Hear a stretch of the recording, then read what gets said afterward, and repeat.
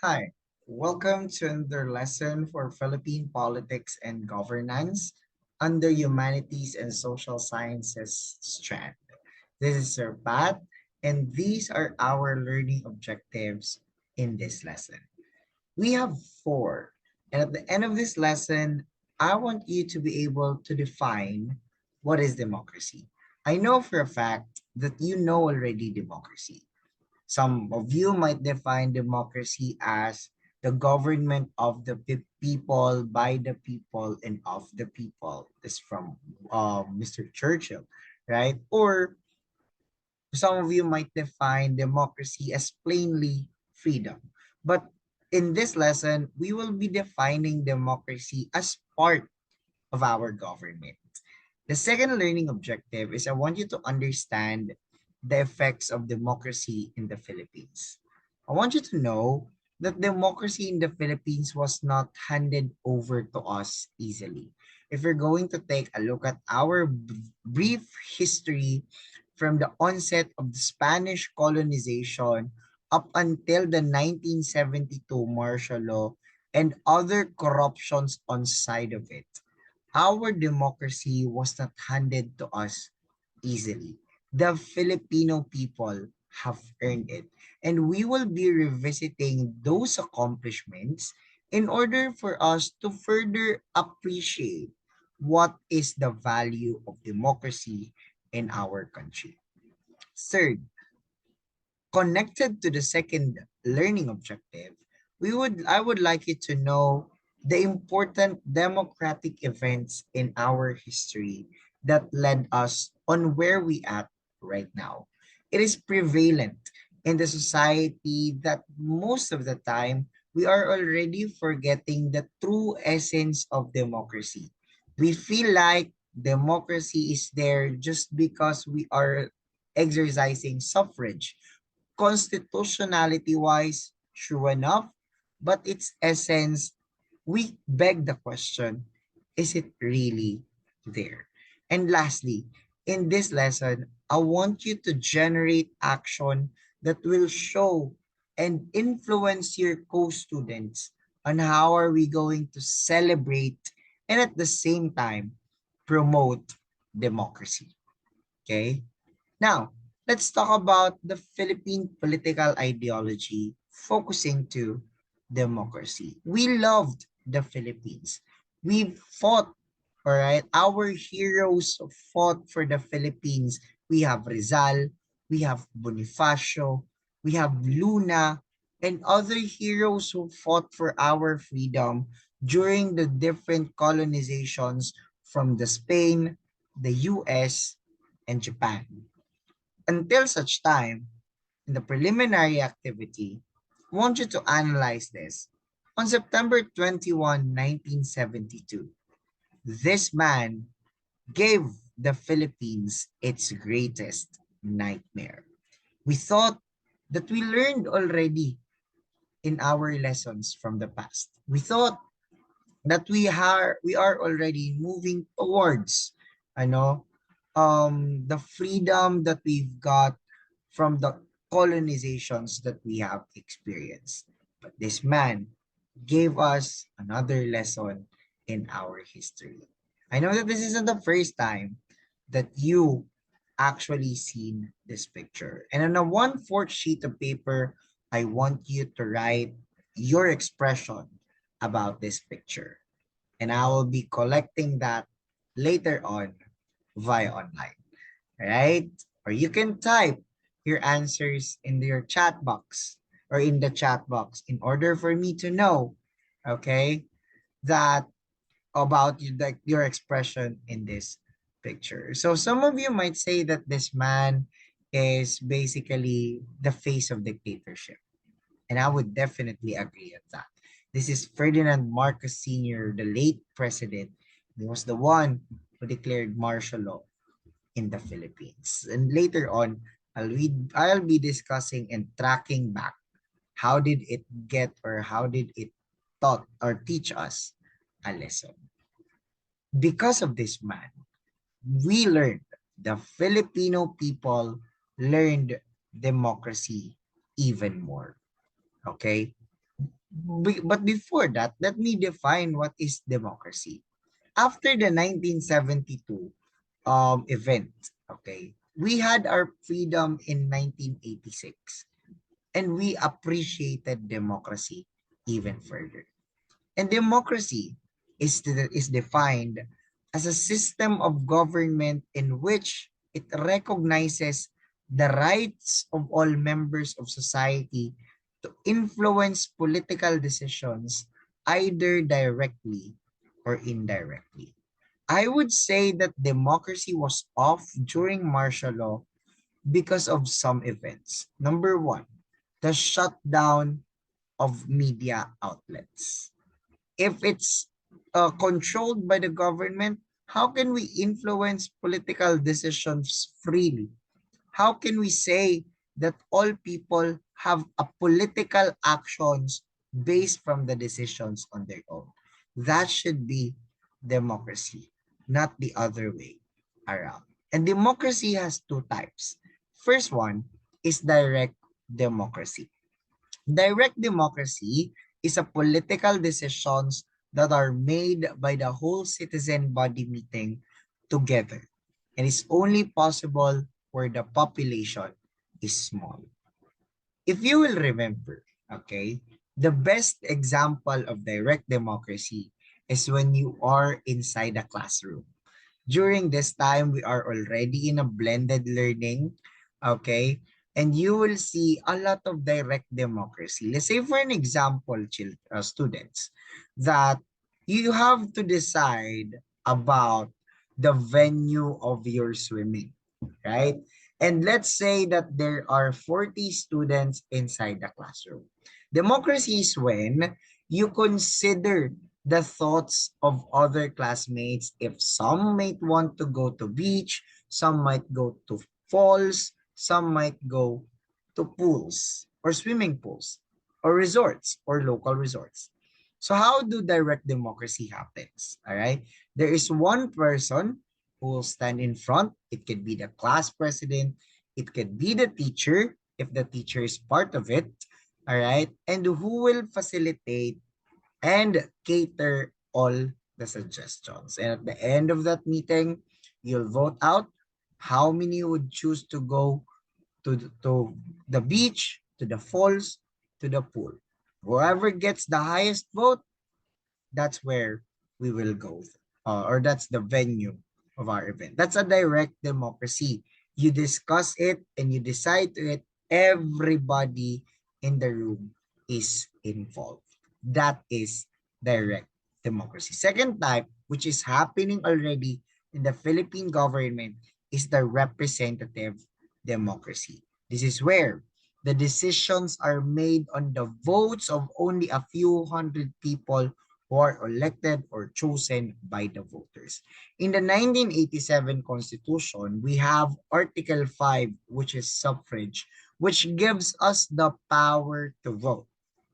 Representative democracy happens when there are electable officials who run for an office and its constituent transfer the power via voting. That's what you call representative democracy. And it becomes representative democracy if all citizens have the right to vote and put themselves forward as possible representatives, and they are called as candidates. So there are no rooms for discrimination. And that's the main reason why Filipinos do not impose high electorate qualifications. Okay? It was an issue about Bobotante. It was a discussion in our grad school course. There was one professor who laid down to us the concept of Bobotante. And the question was posted as, should we increase the qualifications of voters? And I really love that discussion because it actually hurt representative democracy already. Because if we're going to increase the qualification of the citizens to vote, we are not catering representative democracy already because it will limit the number of citizens who have the right to vote, right? it was a very it was a very fruitful discussion because all decisions of these representatives, all the citizens will be affected. That's how the flow of representative democracy works. All right. Now, when we say representative democracy, here are some things that we have to consider. Number one, there should be a regular elections with a free choice of candidates. Okay. Number two, universal adult suffrage, which means that when you pass the age of 18, you will have the right to vote for so long that you are not convicted of any criminal record of any courts. Okay, number three, freedom to organize rival political parties.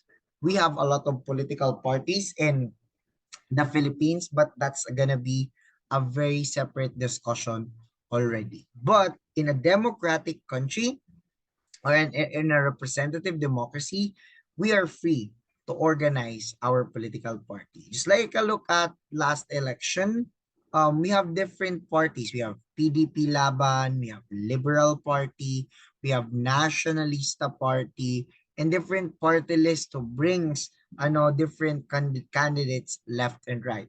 In the United States, they only have two main parties. The first one is a Republican, the second one are the Democrats. All right. So those are political parties who bring out candidates and give the people the options to vote. Okay. Number four, freedom to oppose the government of the day. We have to understand that it is an inherent right. Okay. That if there an existence of opposition, if there is an existence and of rallies, all right, that's not terrorism. If activism is existing in one's country, it only means that democracy is alive. If activism is not tagged as terrorism, we can say that democracy is alive. In a democratic country, we are free to oppose the government. We are free to contradict what is the government saying and giving for us. Because again, following the principle of representative democracy, they only represent the people. They are not only or alone the people. There should be in a representative democracy independence of the judiciary. There is no room for any political influence or any room of politics in the judiciary of democracy. That's why the legislative or the Congress and the executive department do not have any judicial power in the judiciary. Most importantly, my dear students, the freedom of speech and the press. This is a very important characteristic or factor that we should consider in representative democracy. In 2020, all of us are familiar and aware about the shutdown of ABS-CBN. In the time of the pandemic, in the time of two strong typhoons in the name of Ulysses and Rolly, all right, ABS-CBN, one of the biggest broadcasting company in the country, was shut down because of tax issues. All right? We have to understand that people, activists, oppositions were actually not favored to this decision of the Congress, primarily because it will not serve its purpose. Okay, shutting down a big media outlet is just basically saying or shutting down the voices of the people. 48,000 or 40,000 plus employees in ABS-CBN lost their jobs just because of the politics inside that particular firm or inside that broadcasting company. Okay? You have to understand that we're free to speak up. We are free to give our sentiments, and media outlets should not be harmed for telling the truth. Okay? Lastly, as a representative democracy, the preservation of civil liberties and minority rights should be catered. Okay? The women, the children, ethnic communities should be given importance in a democratic country. Not just those oligarchs, not just those who are rich, or not just those who are capable of paying a lot of money in exchange of services. That is democracy. The question is, how democratic are modern democracy? We already evolved, right? Already evolved to our time frame. But mostly, political decisions in modern democracy have different effects on the rich and the poor. We can never deny the fact already that the rich and the poor is still existing in the third world countries. Also, people in Western democracies vote for what is best for them. You have to understand that an intensified voter education is actually capable to combat this idea. But this is modern democracy. Also in modern democracy, once elected, representatives use already their own judgments when making decisions. This is so unfortunate. This may not always coincide with public opinion, but they have to do this decision. That is in modern democracy. Fourth, important decisions should be decided by referendums and not left entirely to the government. Modern democracies should act referendums, should act plebiscites. All right. Just like for example, the 1987 Constitution, the Congress passed already in the third reading about amendments in its economic side, all right, wherein there will be elections of the constitutional representatives in the Constitutional Convention. This is what we should do in modern democracy. And also, people can be influenced by media, especially newspapers, TV, and radio, and often the media reflects the views of powerful groups or a popular political party or cause. This is what it is in our modern democracy. But how do we combat that? How do we combat that is very simple. We have to appreciate more the true essence and value of our democracy. Our democracy, I mentioned earlier, was hurt, right, by martial law in 1972. September 21, 1972, the Philippines was put under the rule of martial law by the Power of Proclamation number 1081, signed by the late President Ferdinand Marcos Sr. Because of this particular event, okay, the blessing in disguise is the people was awakened. The pride of nationalism were ignited, and Filipinos were able to organize one of the most peaceful revolution in the world, the EDSA People Power. And because of this people power, 1987 Constitution has been said one, the closest to perfection constitution, because it was able to cater all walks of life, all human rights in different aspects, in different level. This is what brings you if you will appreciate and know the value of what is ahead of you. You have democracy, but you just have to empower it. You have the freedom, you have the power, you hold the power, just have to empower it. You should not, just like in the modern democracy, you should not be swayed by any big corporations for your ideas. For example, during elections, you should not be swayed with money. Just because that candidate gave you 10,000 pesos, the entire family should vote for that candidate. But you have to think, after I get this 10,000 pesos, how long will this candidate sit in this position and take away the money and take away what we should have at the very first place? That is the power of democracy. And that is something that we should never forget, especially you. As humanities and social sciences students, you will be the future of our country.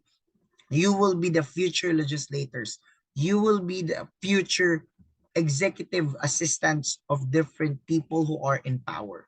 But as early as now, I want you to learn how to value democracy, not just how to play in politics, but at the same time to use your power for a greater cause, for the greater good, and for the help for the people.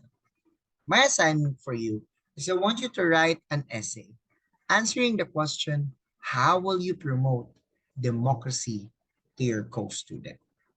As a UM student, how will you be able to do it? In this lesson, we discussed and defined democracy. We talked about the two types of democracy. We talked about how democracy worked in a country. We revisited some historical events in our democracy. And at the same time, I gave you a task to generate solutions on how are you going to promote democracy in your co-students. I hope you enjoyed this lesson. This is Sir Patrick, and I'll see you all next time. Bye, everybody.